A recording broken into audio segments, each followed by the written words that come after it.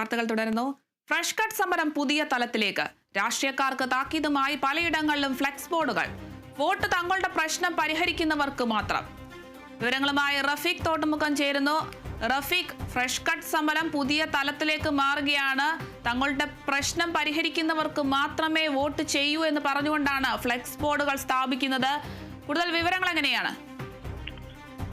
അരുണിമ, തീർച്ചയായും ഈ fresh cut ഇരകളുടെ ഒരു പുതിയ സമര തലത്തിലേക്കാണ് എന്ന് തന്നെ നമുക്ക് പറയേണ്ടി വരും. കാരണം ഇതുവരെ അവർക്ക് നീതി ലഭിച്ചില്ല, അല്ലെങ്കിൽ പലരെയും പല ആളുകളായിട്ട് ബന്ധപ്പെട്ടിട്ടും അവർക്കിതുവരെ നീതി ലഭിച്ചില്ല എന്ന് പറഞ്ഞുകൊണ്ടാണ് ഇത്തരത്തിൽ പുതിയൊരു രീതിയിൽ ഒരു സമരപരിപാടിയിലേക്ക് ഈ ഇലക്ഷൻ സമയത്ത് വന്നിരിക്കുന്നത്.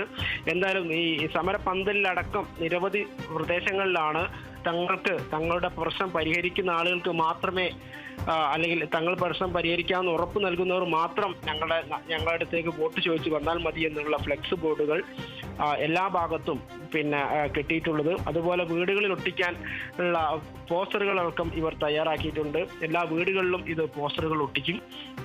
അതുകൊണ്ട് തന്നെ ഇത്തരത്തിൽ നിരവധി കാലങ്ങളായിട്ട് ഇവർ അനുഭവിക്കുന്ന ഈ മലിനമായ ജലത്തിൻ്റെയും അതുപോലെ മാലിന്യത്തിൻ്റെയൊക്കെ പ്രശ്നങ്ങൾ പരിഹരിക്കണമെന്ന് പറഞ്ഞ് നിരവധി ആളുകളുമായിട്ട്, അതായത് അധികൃതരുമായിട്ടും ജനപ്രതിനിധികളൊക്കെ ബന്ധപ്പെട്ടിട്ടും ഒരു ശാശ്വത പരിഹാരമില്ലാത്തതിൻ്റെ തുടർച്ച എന്നോണമാണ് ഇത്തരത്തിലൊരു സമരപരിപാടിയിലേക്ക് ഇവർ മാറിയിട്ടുള്ളത്.